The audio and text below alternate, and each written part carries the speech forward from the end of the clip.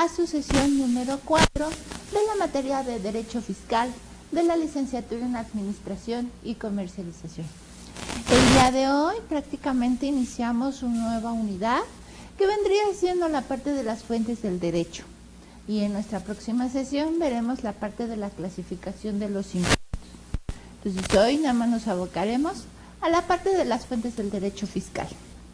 Pero antes que nada vamos a retomar un poquito qué es la parte de derecho fiscal. Derecho fiscal es el conjunto de normas jurídicas que se refieren al establecimiento de impuestos, derechos y contribuciones especiales a las resoluciones jurídicas principales y accesorias que se establecen entre la administración y los particulares con motivo de su nacimiento, cumplimiento o incumplimiento, a los procesos oficiosos o contenciosos que pueden surgir y a las sanciones establecidas por su violación.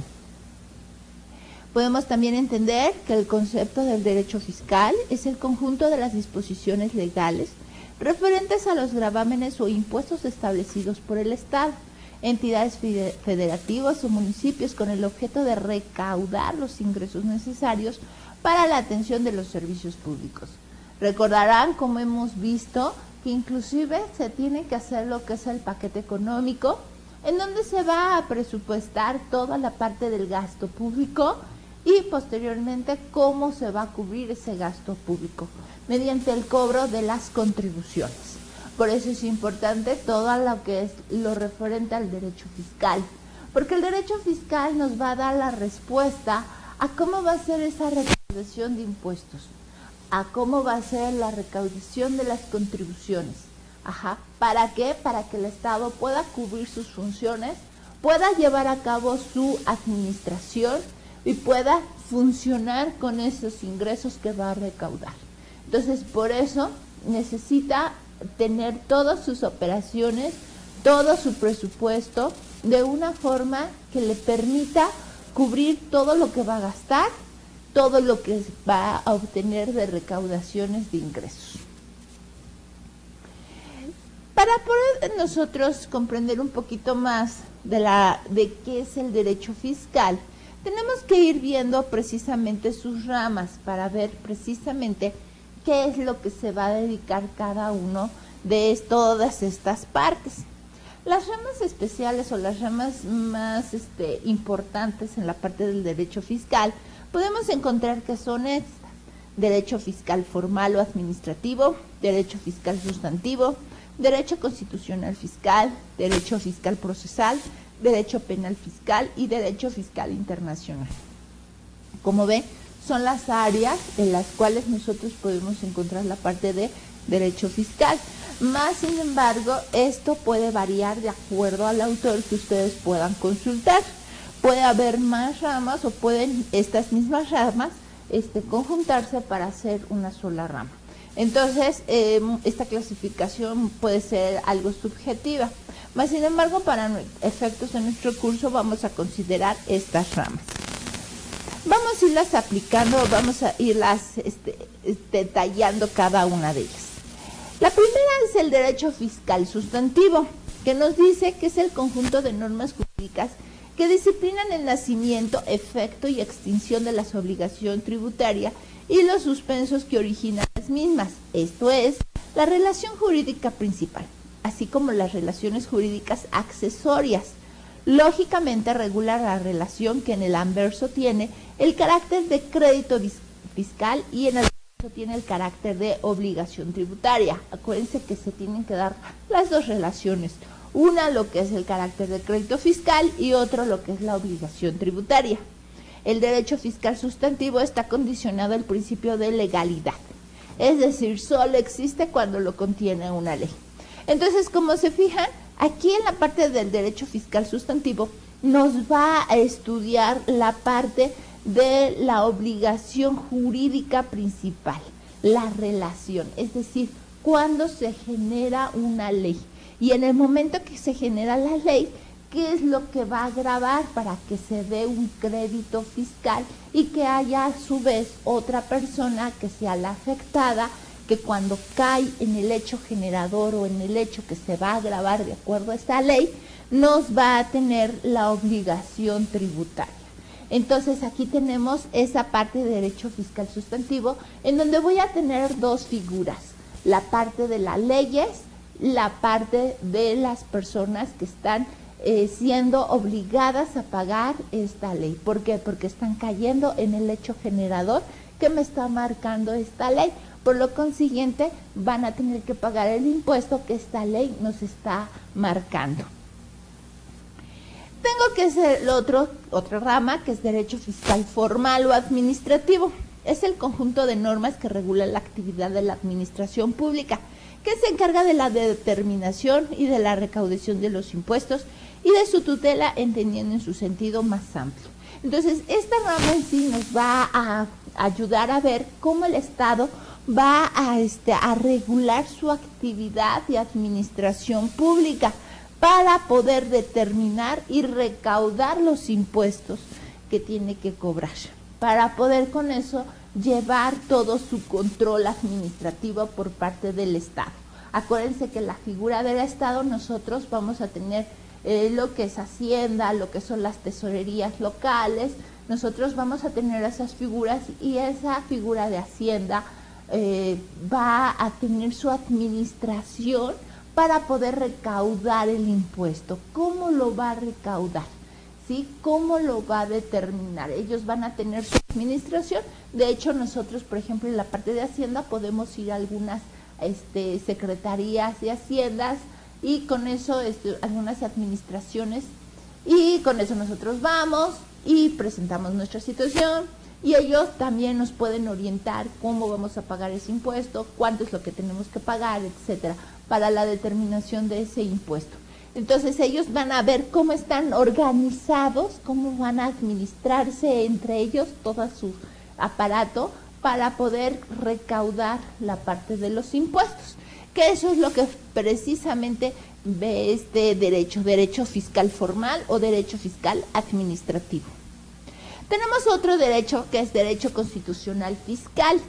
Es el conjunto de normas jurídicas que delimitan y disciplinan al poder fiscal del Estado, así como coordinan los diversos poderes tributarios que existen en los estados federales. Significa que el derecho constitucional determina los límites temporales y espaciales en que se ejercen los poderes fiscales, así como los límites representados por los derechos individuales públicos de sus habitantes. Entonces, ¿qué quiere decir? Que aquí, por ejemplo, nosotros vamos a tener la división de lo que vendría siendo qué impuestos los va a cobrar a nivel federal y qué impuestos nos los va a cobrar cada estado. El estado del Distrito Federal, el estado del Estado de México, la parte del Chihuahua, Sonora, Coahuila, etcétera. Cada uno va a tener también su forma de impuestos locales y ellos van a tener que gravar dentro de su territorio su impuesto. No puede, por ejemplo, el estado de Chihuahua no puede cobrar impuestos locales del Distrito Federal, ¿no? Entonces cada uno, el Distrito Federal cobrará sus impuestos locales y el estado de Chihuahua cobrará sus impuestos locales, Sonora cobrará sus impuestos locales y ellos no podrán cobrar impuestos federales. La federación tendrá que recaudar esos impuestos federales. ¿Por qué? Porque es federal y ya después les estará repartiendo su partecita a cada uno de ellos.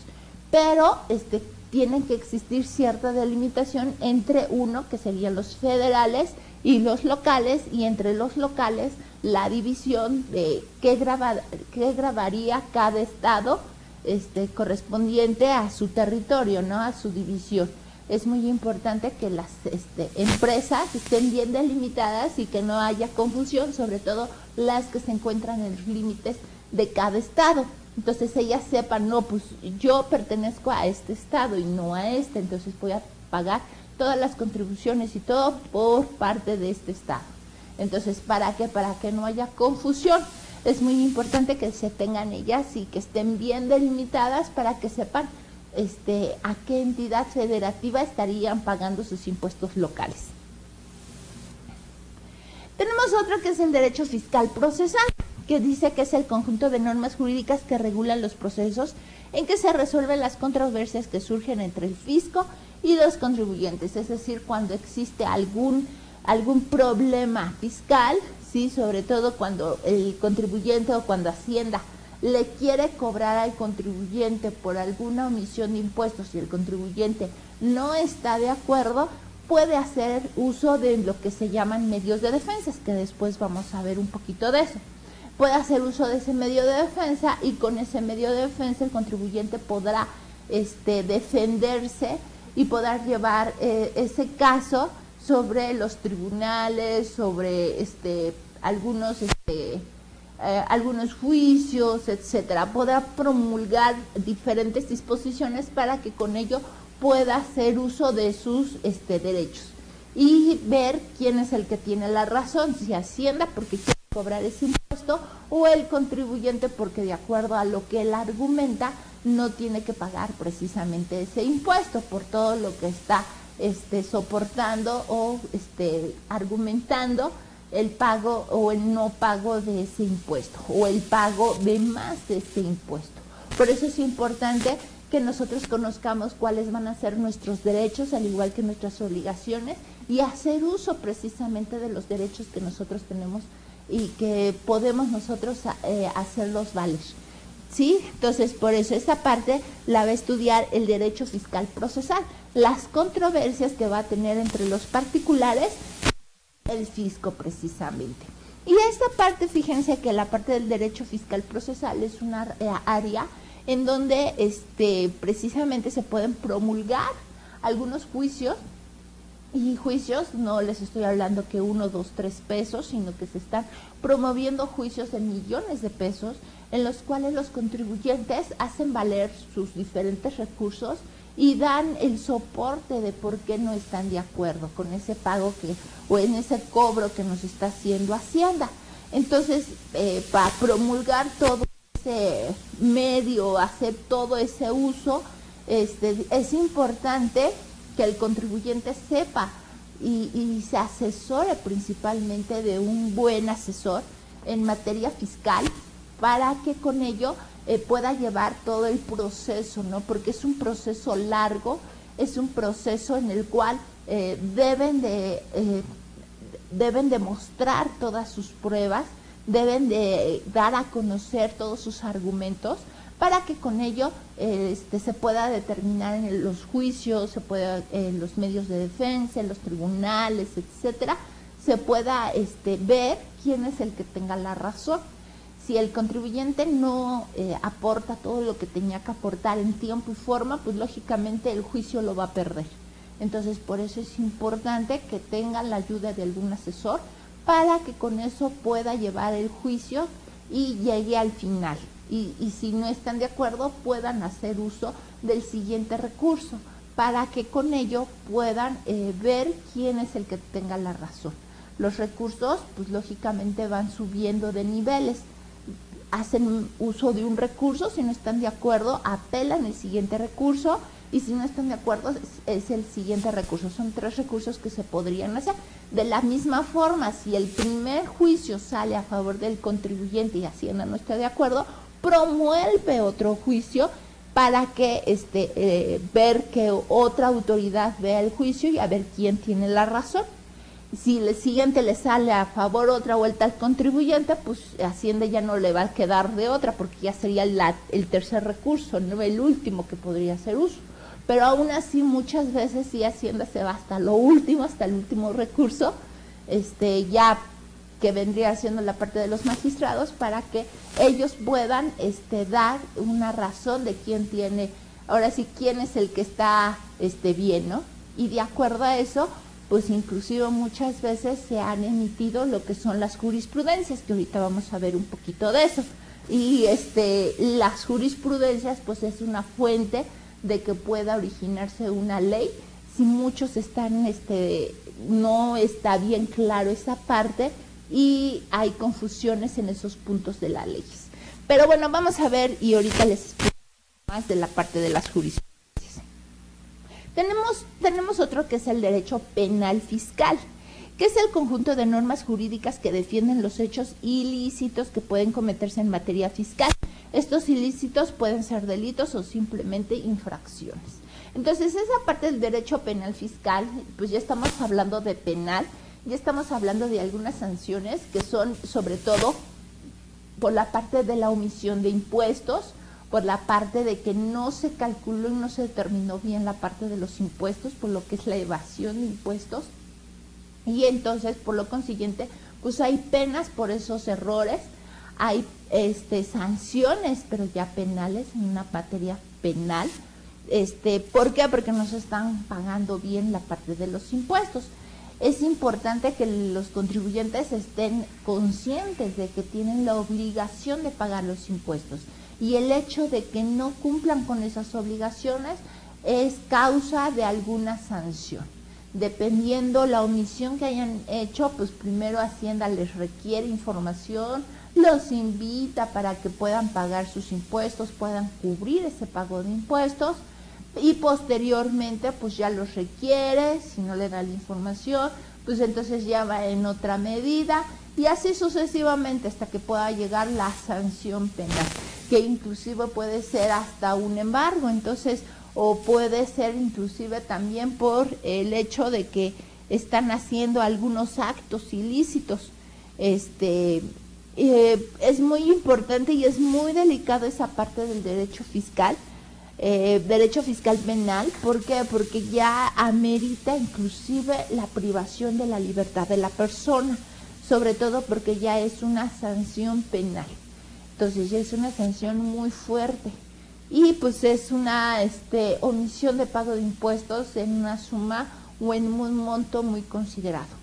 Por eso es importante que pues evitemos llegar a ese punto, evitemos sorpresas, que conozcamos nosotros cuáles vendrían siendo nuestras obligaciones del pago de las contribuciones, qué impuestos son los que yo tengo que pagar, qué contribuciones son las que tengo que cubrir de acuerdo a nuestro negocio que tenemos, y que muchas veces pues el negocio es para llevar una buena administración del mismo, para que salga a flote y evitarnos estos dolores de cabeza, ¿no?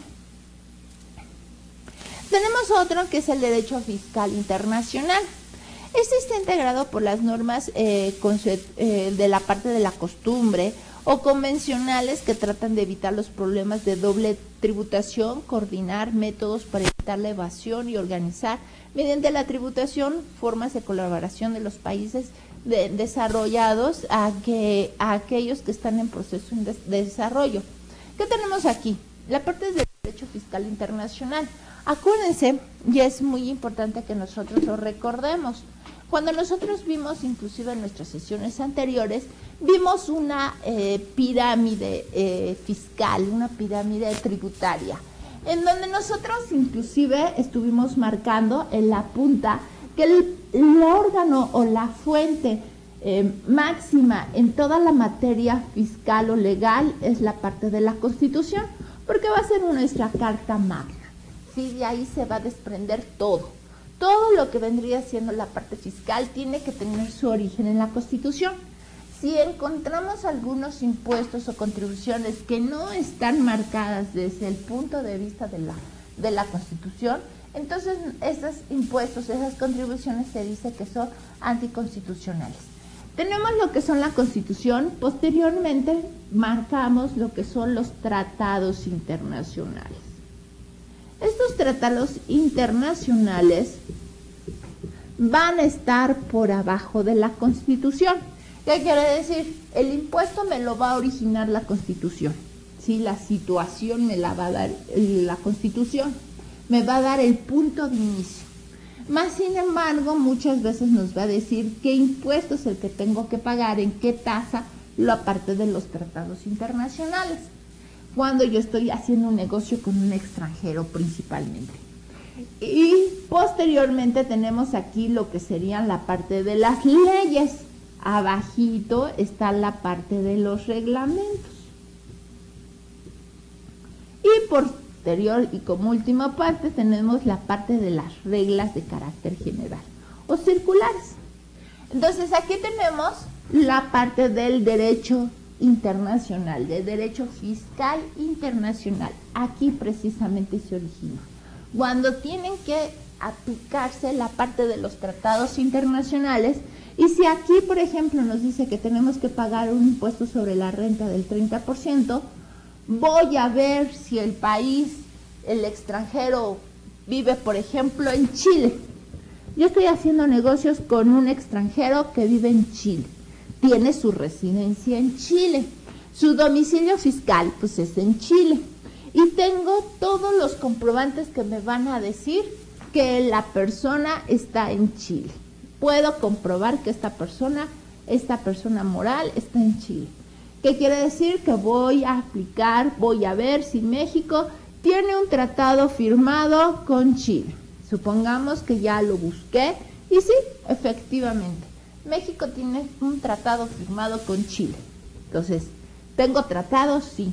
Voy a la parte del tratado de impuestos sobre la renta, porque también estuvimos viendo que hay varios tratados, no nada más voy a encontrar uno, voy a encontrar muchos tratados. El tratado de impuestos sobre la renta, el tratado de la parte de compra y venta de bienes, el tratado de el medio ambiente, el tratado de algunas contribuciones, el tratado de impuestos especiales sobre algunos productos, etcétera. Voy a encontrar muchos tratados. Pero a mí nada más me va a interesar el impuesto sobre ganancias, así se llama. Un impuesto sobre ganancias, que sería el impuesto sobre la renta. Entonces, ¿qué voy a tener? Voy a ver que ese tratado que firmó México con Chile, tiene un impuesto sobre la renta y una tasa preferencial del 20%. Entonces, ¿qué quiere decir? Ya le voy a avisar a Hacienda. Oye, Hacienda, la persona tal, fulanito de tal, es un extranjero y tiene una residencia en Chile. Entonces, como tiene una residencia en Chile, yo voy a aplicar un tratado. Voy a aplicar Tratado Internacional de México-Chile firmado en tal año. Y la tasa de impuestos, conforme a tratado, es del 20%. Tengo que ir a avisar a Hacienda precisamente de que hay tratado firmado con Chile. Entonces, ¿qué va a pasar? Pues que con eso, pues yo le voy a retener menos impuestos, no le voy a retener un 30%, voy a retener un 20%. Y la forma contraria, si por ejemplo Chile me compra, viene Chile un chileno y me compra, y entonces pues también va a ver que hay tratado firmado con México y pues va a tenerme que retener un impuesto. Su impuesto de ellos a lo mejor es del 10%. Entonces, si el impuesto del tratado es del 20%, pues ¿qué me conviene más? No, pues ¿sabes qué? Chileno, no me apliques tratado, porque el tratado maneja una tasa de impuestos mayor que la que tu ley impone. Tu ley para ti en Chile me va a retener el 10% de los extranjeros y el tratado me maneja que es del 20%. Entonces, ¿qué me conviene? Pues me conviene que me aplique su ley, la ley de Chile. Entonces, el chileno pues va a aplicar su ley y me va a retener impuestos del 10%. Yo hice una operación con ellos de 30,000 pesos. Entonces, no me va a pagar los 30,000, me va a retener 3,000 pesos de impuestos sobre la renta y me va a pagar 27,000 pesos. Eso es lo que me va a pagar. Yo cuando haga mi declaración anual de impuestos sobre la renta, me va a salir un impuesto a pagar de 50,000 pesos. Ese va a ser mi impuesto anual. Menos mis pagos provisionales que haya hecho de impuestos sobre la renta de 10,000 pesos, menos las retenciones del extranjero de 3,000 pesos que me retuvo. Entonces ya me estarían pagando 50 menos 10, 40. 40 menos 3, 37. Eso es lo que estaría pagando de impuestos sobre la renta. Yo estoy aplicando lo que me retuvo el extranjero. Y todo eso también, la parte de los tratados, la parte de los impuestos, toda esa parte de las disposiciones con un país extranjero, con la parte de los extranjeros, precisamente la va a ver el derecho fiscal internacional. Él va a grabar toda la parte de la relación que tengamos fiscalmente hablando con un extranjero, con un país extranjero o con un extranjero en sí. Entonces, con eso nosotros vemos o estuvimos viendo las partes o las diferentes ramas de lo que sería el derecho, ¿ok? Vamos a ver un poquito ahora de los principios fiscales generales. ¿Qué son los principios fiscales generales?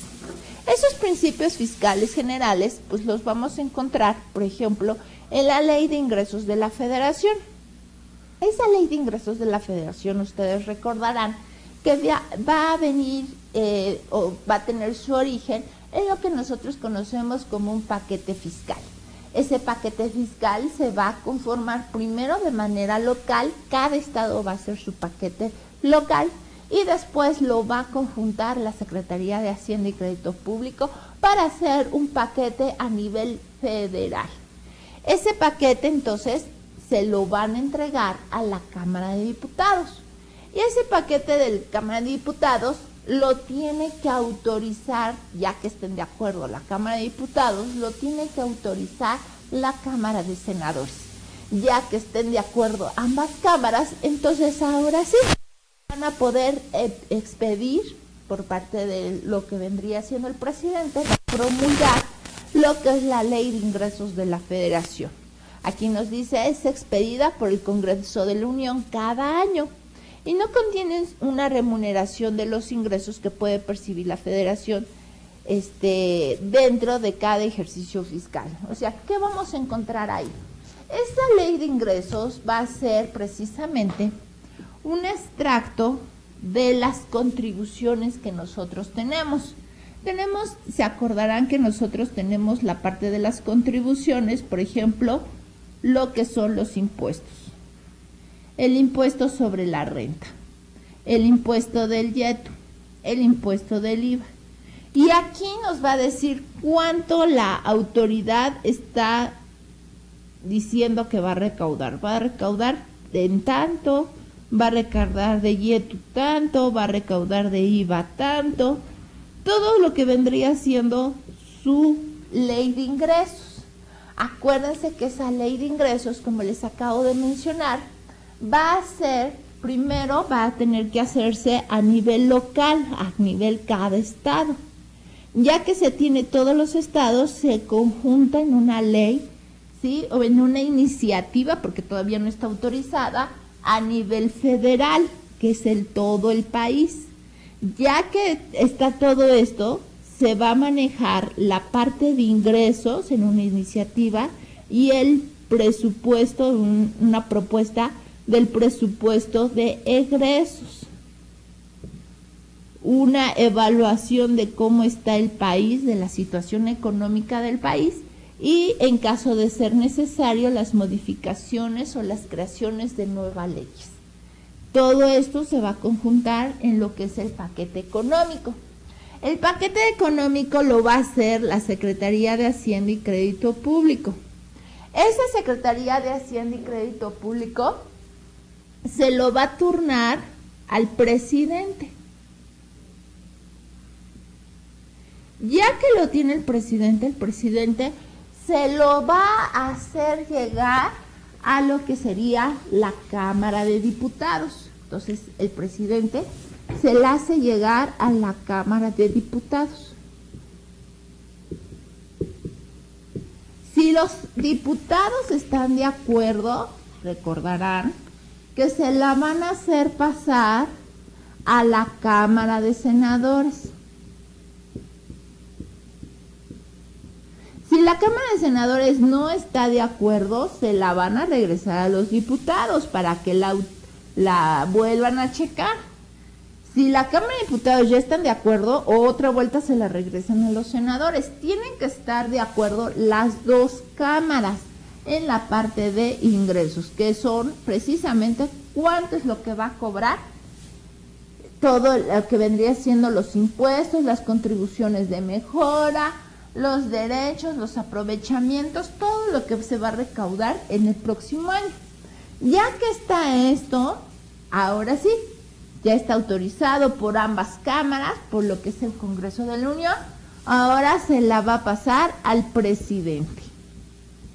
Y el presidente la va a promulgar o la va a publicar para que ya esté en el Diario Oficial de la Federación y surte efectos. ¿Ok? Entonces, eso vendría siendo la Ley de Ingresos de la Federación. Otro vendrían siendo otros principios fiscales generales, sería en donde se establecen los elementos en las leyes, ¿no? Que es la parte del sujeto, objeto, cuota, forma de pago, época de pago, procedimientos para la determinación de créditos fiscales, sanciones, recursos del causante contra las violaciones de la ley. Generalmente se expide un reglamento por el Ejecutivo con referencia a cada ley para hacer posible su aplicación y demás circulares y demás disposiciones necesarias para su mejor cumplimiento. Entonces ahí tenemos toda la parte de las leyes que precisamente son estas. Esas leyes son las que van a estar, lo que nos marcan aquí, que nos van a causar o nos van a decir los impuestos que yo tengo que cubrir. Y el reglamento va a ser un cuadernito, precisamente yo les había dicho que el reglamento es una publicación que va a hacer el Ejecutivo para que nos diga cómo vamos a cumplir con esta ley. Pero ojo, el impuesto tiene que estar aquí. Aquí nada más nos van a dar forma, nos van a decir cómo cumplir con estos impuestos. Más sin embargo, no nos puede decir los impuestos que yo tengo que cubrir. Los impuestos se van a hacer por aquí. ¿Por qué? Porque esa ley tiene que estar autorizada por la Cámara de Diputados y la Cámara de Senadores.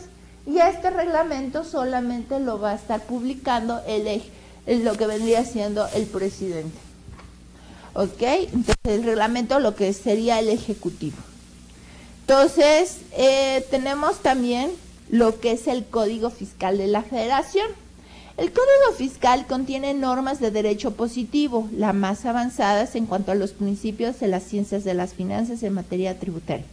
La expedición del Código Fiscal y la creación de los tribunales fiscales son dos acontecimientos jurídicos de gran trascendencia que colocan a nuestro país entre lo más avanzado en la parte fiscal. Entonces tenemos la parte del Código Fiscal de la Federación. Ese Código Fiscal es muy importante porque él me va a dar todo lo que es referente que no cubran las leyes.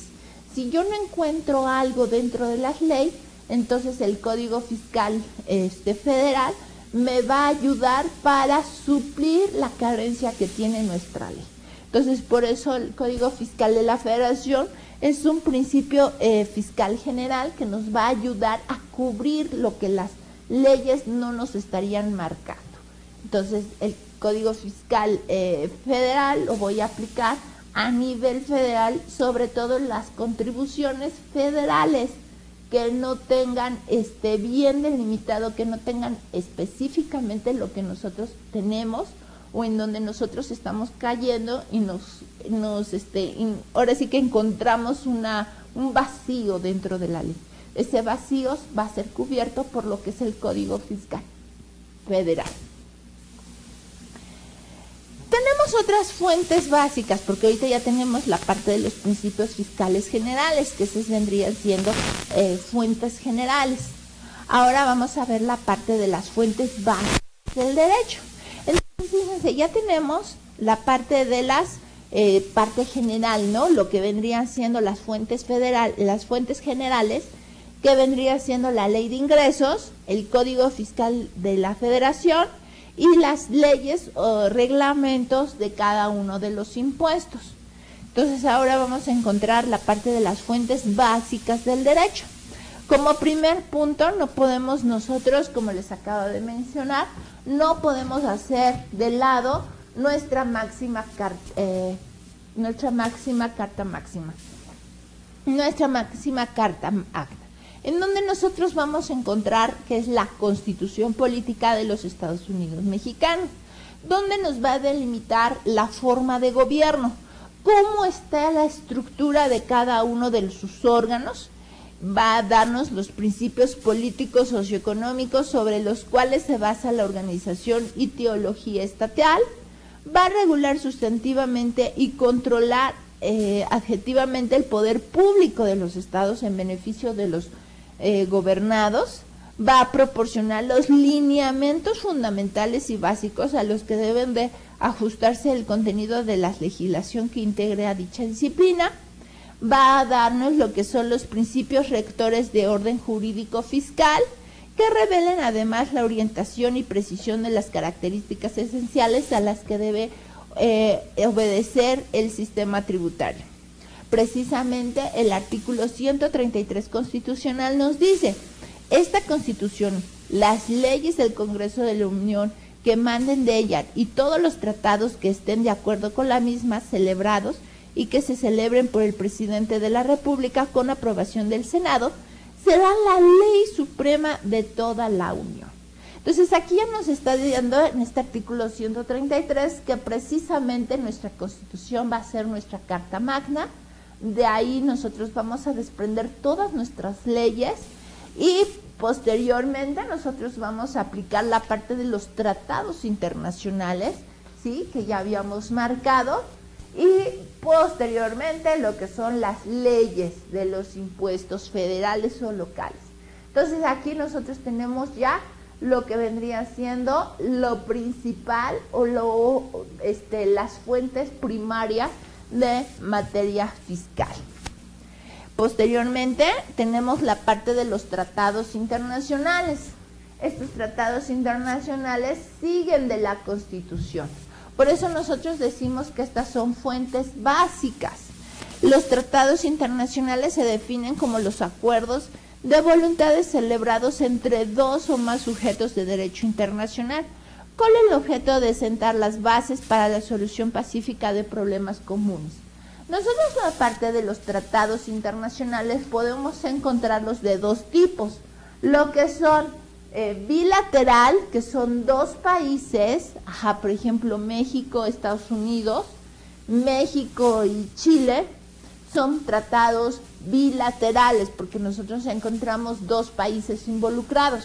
Y podemos encontrar tratados multilaterales. Esos tratados multilaterales van a involucrar una serie de países con México.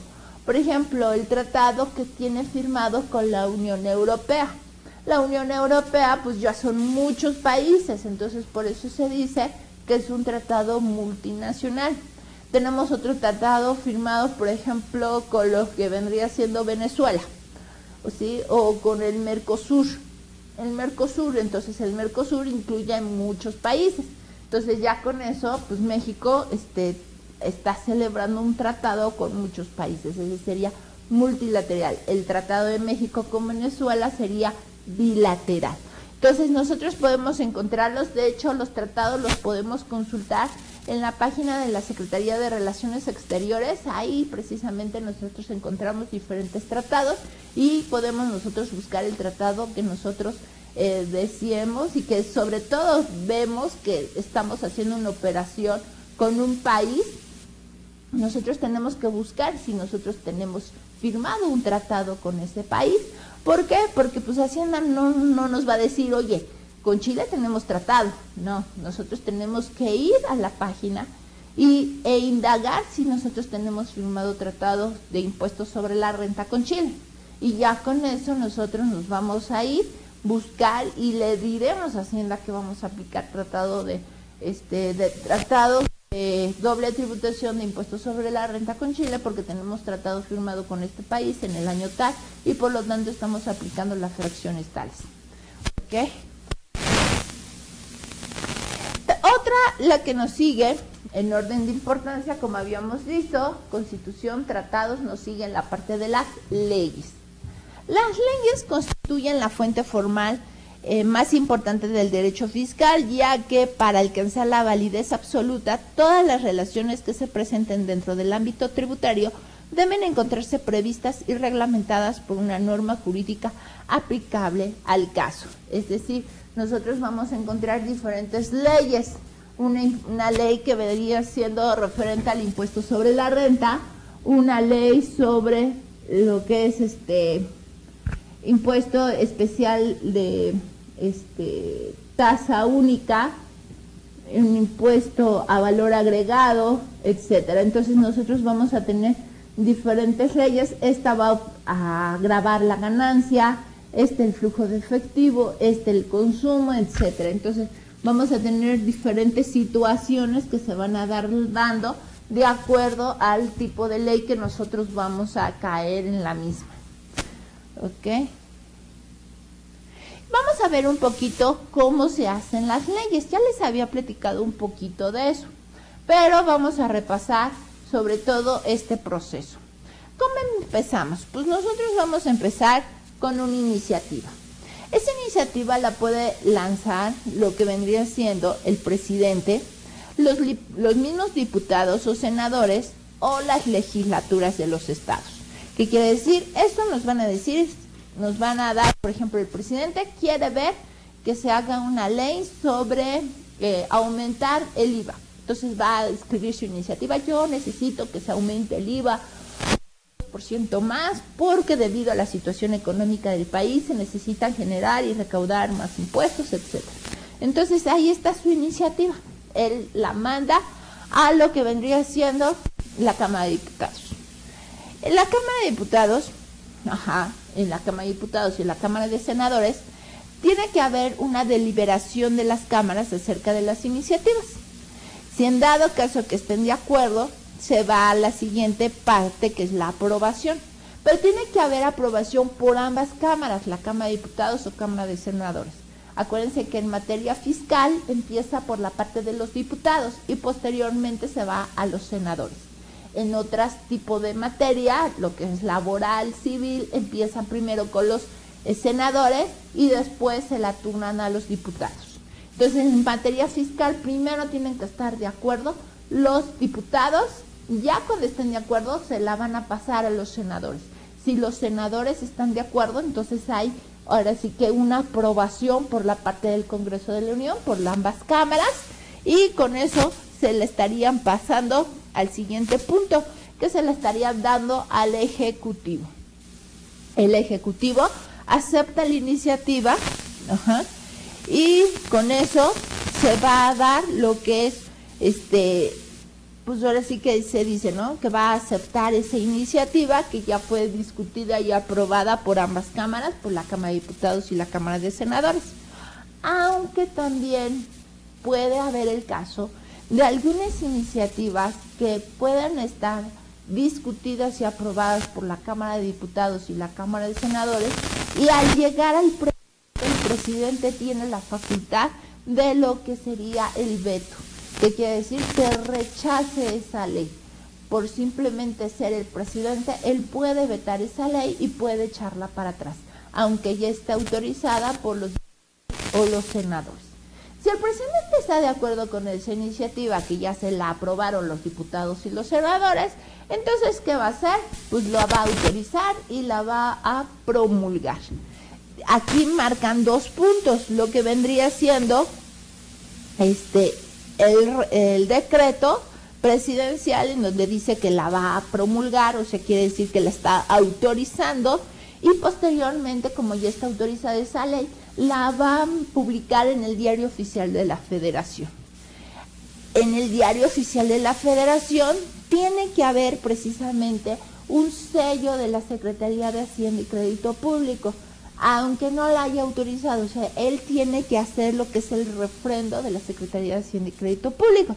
De acuerdo al artículo 92 constitucional, nos dice que los reglamentos, acuerdos, decreto, órdenes presidenciales deben estar firmados por el secretario de Estado o el jefe del departamento administrativo a que el asunto corresponden, y si está requisitado, sin este requisito no serán obedecidos.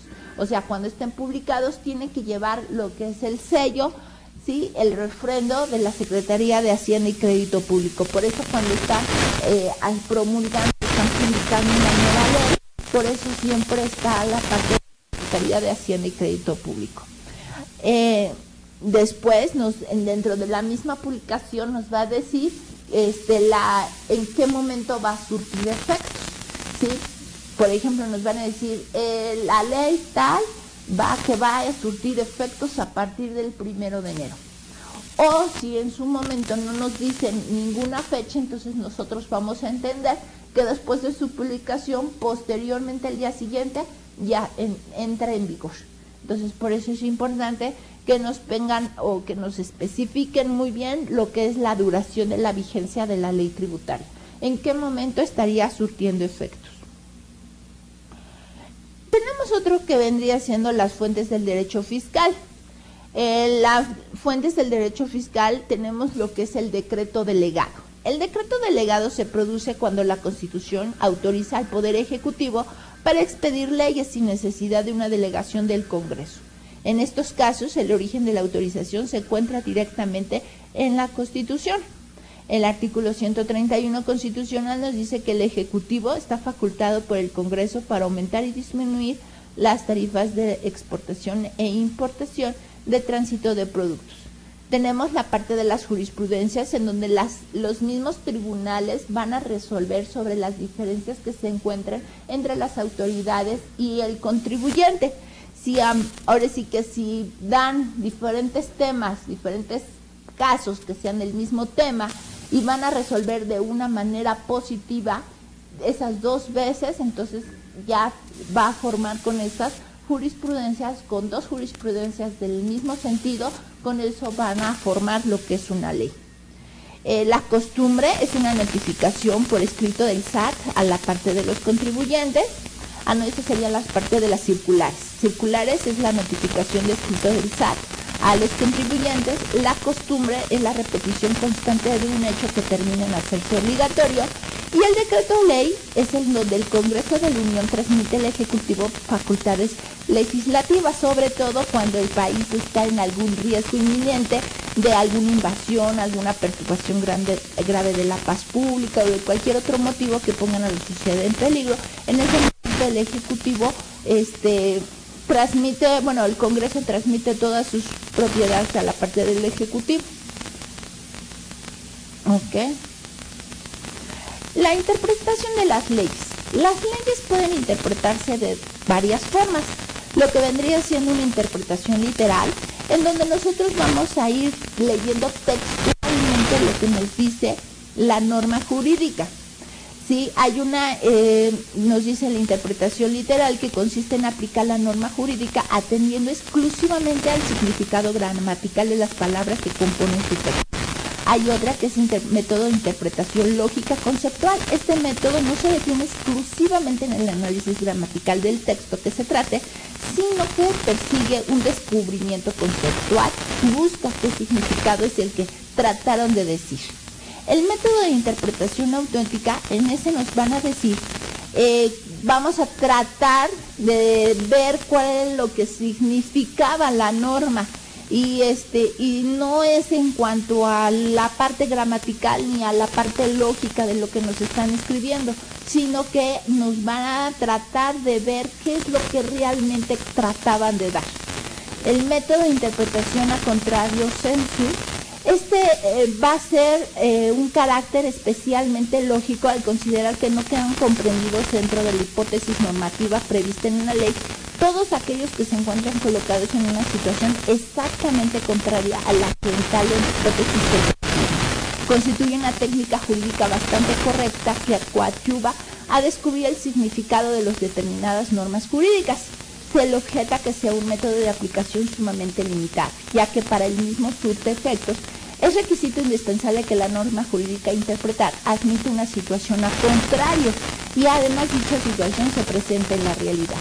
Tenemos otra que es el método de interpretación analógica, en donde nos dice que vamos a aplicar una situación de hecho no prevista en la ley, la norma jurídica aplicable a una situación similar que sí está prevista en dicha ley.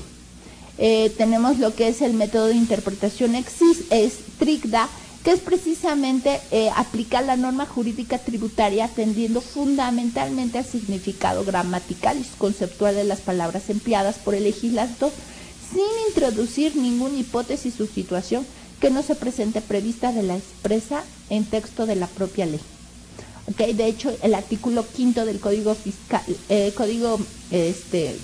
Fiscal nos dice: las disposiciones fiscales que establezcan las cargas a los particulares y a las que señalen excepciones a las mismas, así como las que fijan infracciones y sanciones, son de aplicación estricta.